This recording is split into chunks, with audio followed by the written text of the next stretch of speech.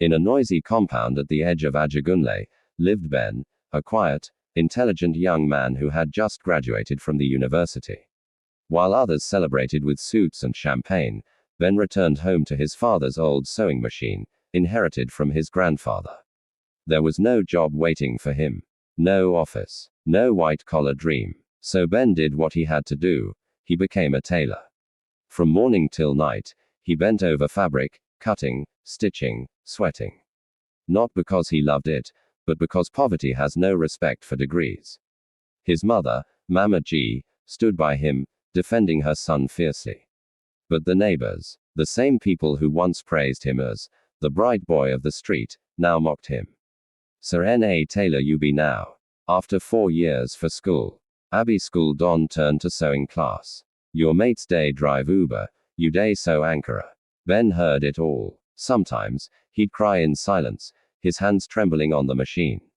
His father, a quiet man, only said one thing: a man must build, whether with pen or needle.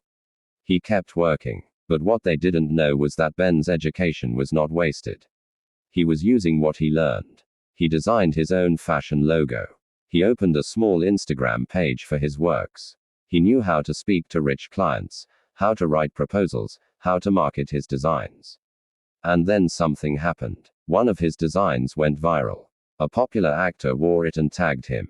Orders started coming in. Lagos, Abuja, even from London. Suddenly, the graduate tailor became Ben the designer. He was invited to showcase in a fashion show in Ghana. To attend, he had to travel by sea.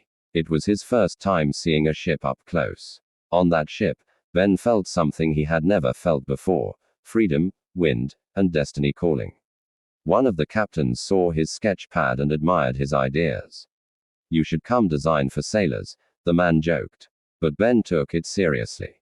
He started designing uniforms for marine workers. His knowledge of branding, his neat tailoring, and his education made him stand out.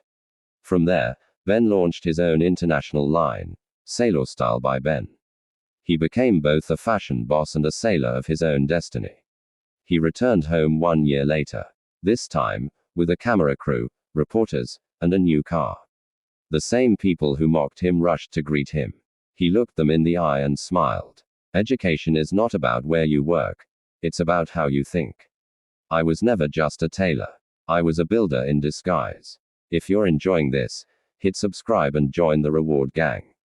Mama G cried tears of pride that night. His father nodded quietly and wiped a tear. Moral of the story: don't ever look down on your hustle. Education is not always about suits and offices. Sometimes, it's the tool that makes your small skill shine big.